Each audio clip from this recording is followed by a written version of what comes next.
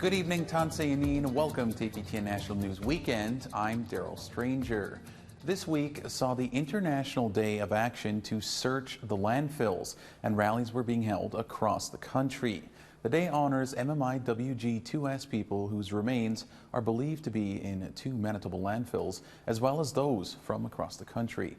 We start in Ottawa, where Fraser Needham caught up with the families of Manitoba women. Melissa Robinson is a cousin of Morgan Harris.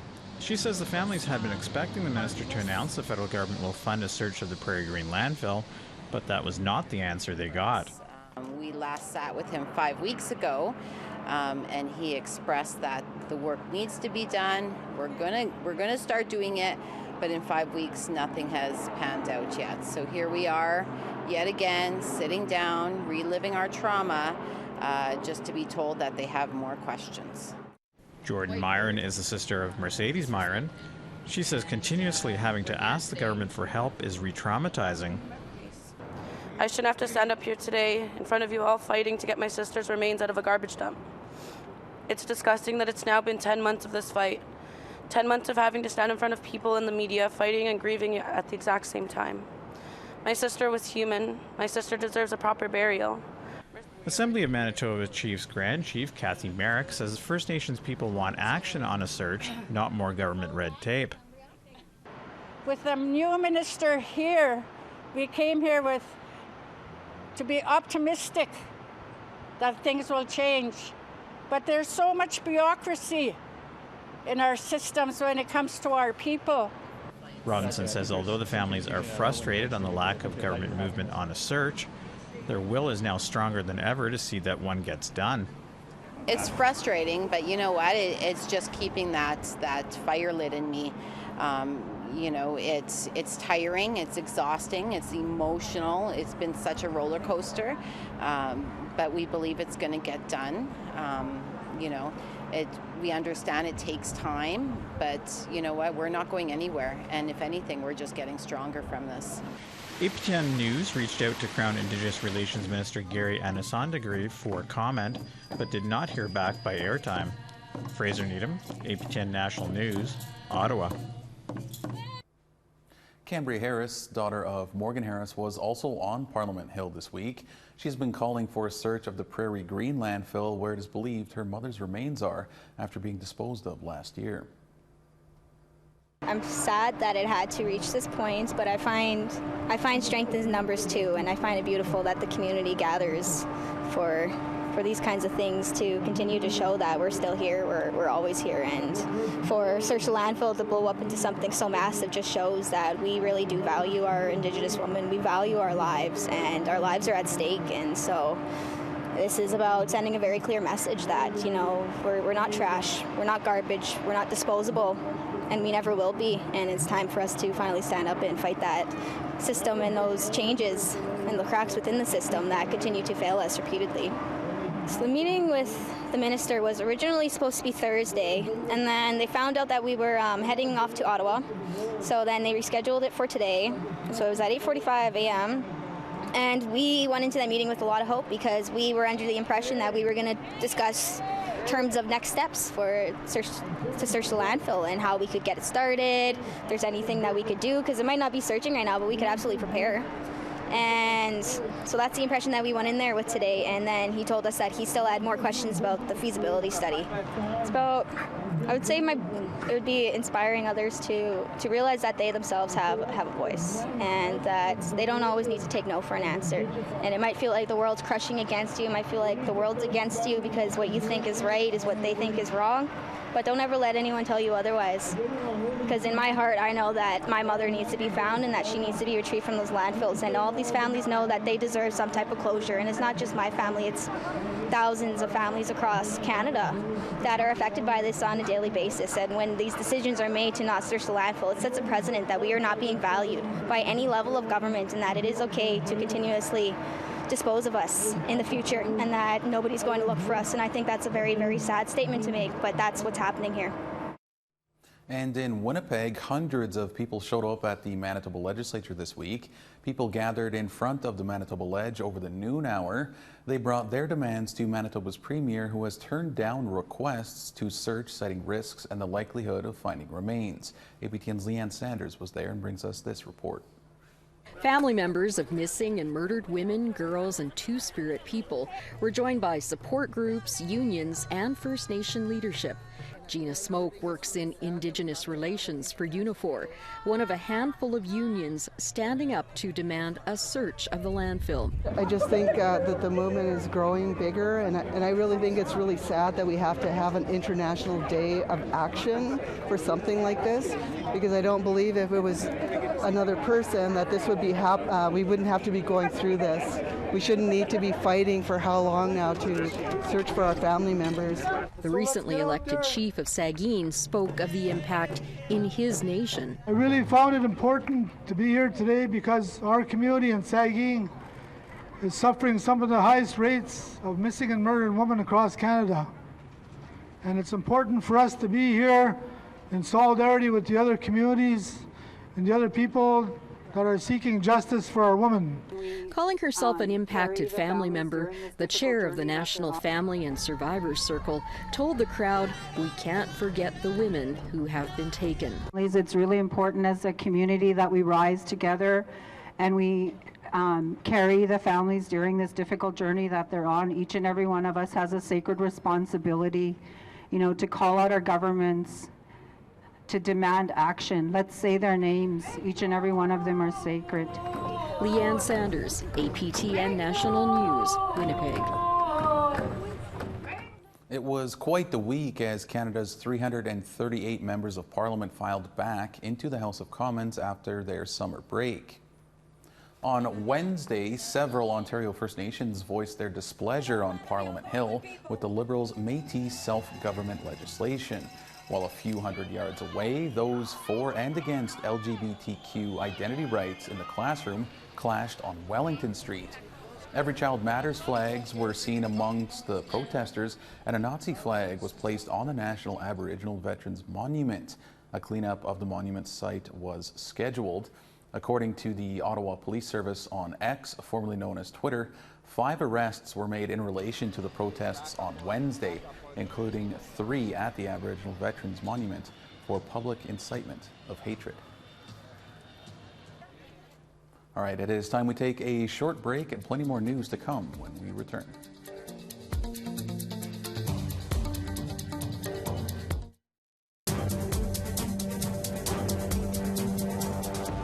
Welcome back to APTN National News Weekend. Members of a Manitoba First Nation are protesting changes ahead of an election for a new chief and council. People of Penamutang say they weren't consulted on changes to the election process and are asking for a new electoral officer. Tamara Pimentel was there. Band meeting! Dozens of Penamutang band members rally outside the band office in hopes of having their voices heard. Their signs list many issues they say they've been dealing with under the current chief, Curvis Anderson, and band council. Organizer of this protest, Clarence Sumner, says there is a lack of transparency and worries about an upcoming election. They're going to be asking for band members to give them a vote for the next 4 years, but yet they didn't have a band meeting these 2 years. So does that mean for the next 4 years, band members are going to be in the dark? In just over 1 month, the band will elect new leadership. But these protesters say they didn't know it was for a 4-year term instead of a 2-year term. They say there has not been a band meeting with an agenda during 2 years with their current leadership. Chief Anderson refused an on-camera interview but told APTN on the phone that the last band meeting was held November 2022. He says that there was not an agenda to allow for more discussion. He says the meeting of 60 band members saw 75% voted in favor of placing Penamutang under the First Nations Election Act instead of the Indian Act. This gives the next elected chief and council a 4-year term. Those protesting says most of the attendees had left the meeting before the motion. Canada. How can we, as band members who have not even been told about this 4-year term that's been adopted, how can we go forward? Darlene Woodhouse says they found out about the change from Indigenous Services Canada and not the nation's leadership. We had to send in a letter to Indigenous Services Canada, to the Honourable Minister Hadju, to ask her whether our First Nation, Curvis Anderson and the Council, whether they had submitted a BCR requesting a 4-year term. That's how we found out. 160 band members signed a petition calling for an emergency band meeting to discuss the changes. Sumner says some community members on and off reserve also have questions about the electoral officer in charge. Burke Ratty is the electoral officer for Penamutang and has worked elections for many other nations across the prairies. Another petition has been started to have him removed. Allegations made in court documents over the past few years show that 5 other First Nations in Saskatchewan and Manitoba questioned the election practices where Ratty was an electoral officer. In August 2022, a councillor from the Dakota TP First Nation wanted the federal court to halt an election. The motion was dismissed, and the election continued. None of the allegations against Ratty were proven in court. APTN reached out to Ratty for an interview, but we have not heard back before airtime. Since APTN's visit to the community, a meeting to nominate candidates has been scheduled for the end of September. Members of Penamutang go to the polls October 31st. Tamara Pimentel, APTN National News on the Penamutang First Nation. As mentioned before the break, First Nations were in Ottawa on Wednesday to voice their opposition to Bill C53. The legislation formally recognizes Métis governments in Alberta, Ontario, and Saskatchewan, but organizations like the Chiefs of Ontario take particular issue with the Trudeau government's recognition of the Métis Nation of Ontario. APTN's Fraser Needham has more. Build a bill on the hill. We march. The message was loud and clear.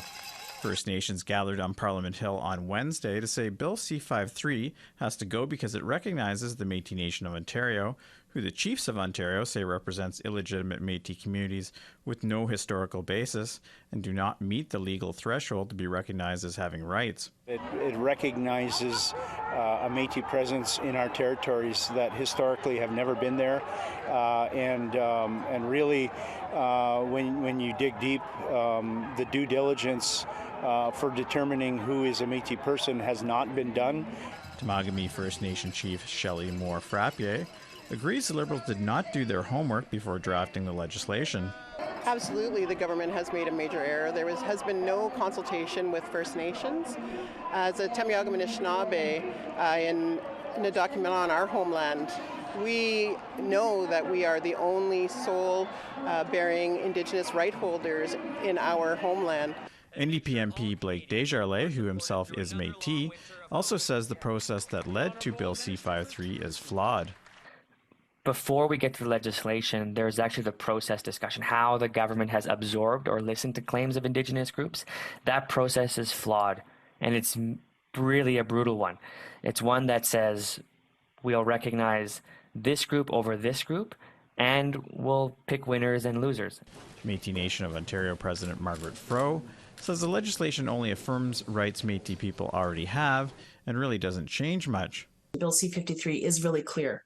It does not have any impact on anyone other than our Métis governments and our citizens. So we are continuing to reach out to provide accurate information about our self-government agreements and the legislation.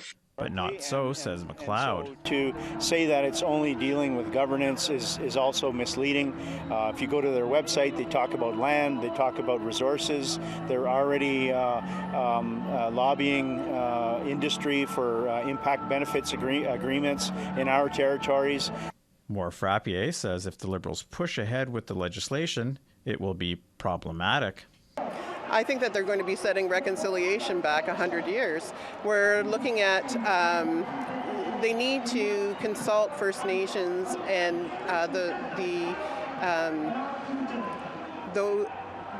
we have the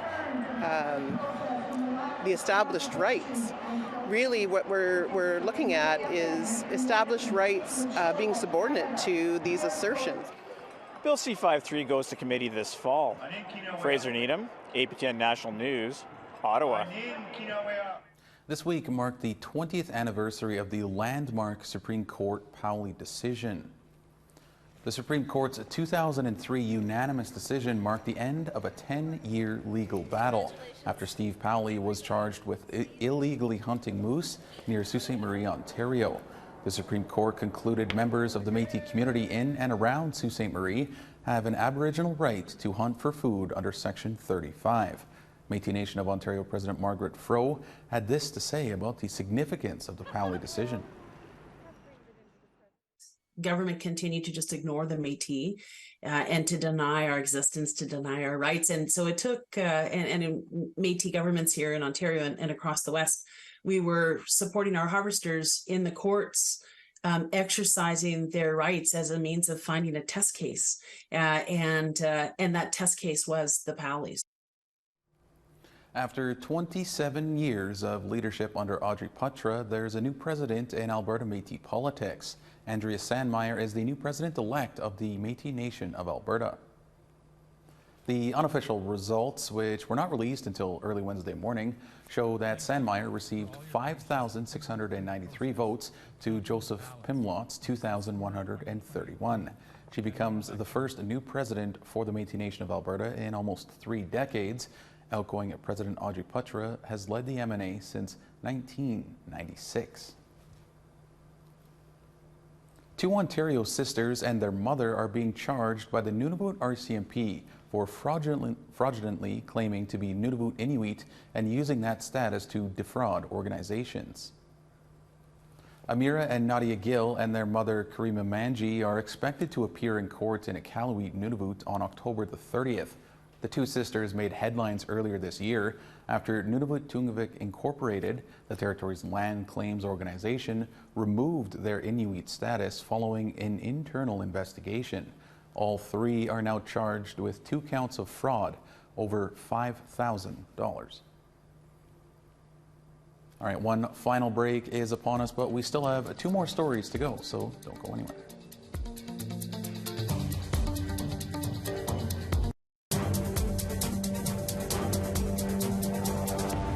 Welcome back to APTN National News Weekend. An Anishinaabe First Nation in Ontario is celebrating its first harvest of leafy greens. The state-of-the-art hydroponic greenhouses have been 6 years in the making. Here's Annette Francis with that story. This is our Green Star lettuce, very high end. It's got some nice dark green to it. Mackenzie Jones is proud to show off his next fresh crop of greens. The Minojan or Grow Well greenhouse in Nipissing First Nation is made up of trailers with a vertical growing system. And all sorts of different lettuces and herbs grow here. He says it's one answer to food security. We could be cut off from down south at any time. The lettuce down south that gets shipped up here is almost 21 days old. There's also a higher possibility that there is salmonella or E. coli on it from their growing methods. The way that we grow, everything is controlled. We have such a little risk of that I can guarantee you that this will not happen. Mike Harney has been the lead in the project. When he was the economic development officer in the community, he created a feasibility study in 2017. The greenhouse opened with its first seeding in June, and the first harvest was last month. He's thrilled with the results. The romaine lettuce is great, but then I tried the butter crunch, and I said, oh, that's even better. So everything I try is really better than expected. According to business operations manager Jen Cucci, up to 75,000 heads of lettuce can be produced over a year, with the 3 units fully up and running. But it's not just about profits.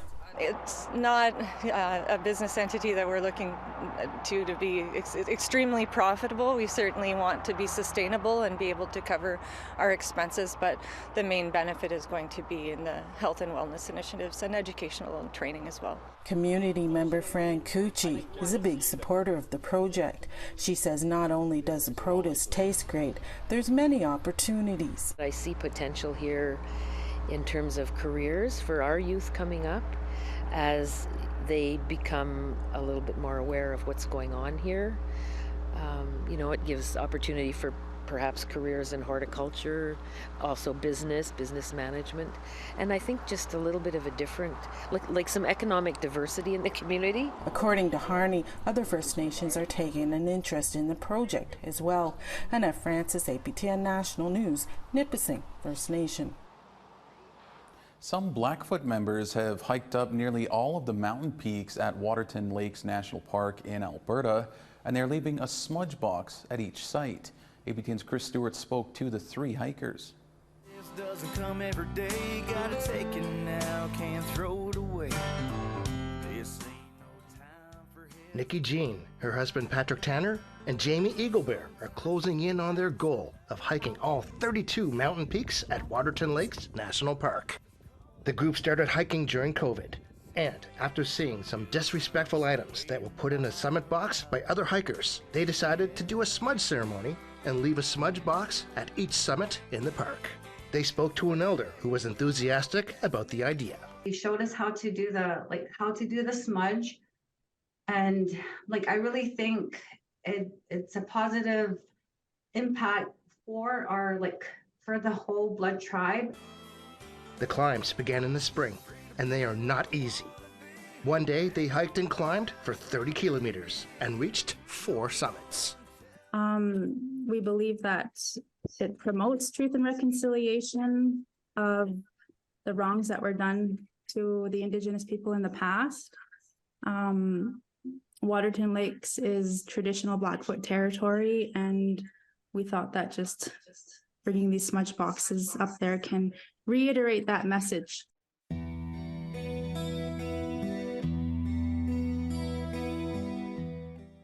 And they are not doing it alone. Community members and people from away have joined them. Patrick Tanner says he hopes the hikes inspire youth. He says it's a special feeling to get to the top. Even just getting to participate, to smudge with them too as well, is really uplifting. And to see them smile, and you know, some of us go up there with hardships in our own personal lives too, and that's where we leave it. You know, you leave a piece of you back on that mountain. Their next outing is this weekend, their longest yet, at 38 kilometers. Come out, come join us. You know, we invite everybody, and it's really it's a really good feeling after you're done. And we're pretty much doing this for our people. They have only 4 more peaks to finish. They say they are doing more hikes next year. Chris Stewart, APTN National News, Edmonton. Wow, that's just simply incredible there. All right, that is all we have for you this evening on APTN National News. More information on our stories from tonight and throughout the week can be found on our website, aptnnews.ca. For all of us here, thank you so much for joining us. Miigwech, Kinanaskmatin, and have a great weekend.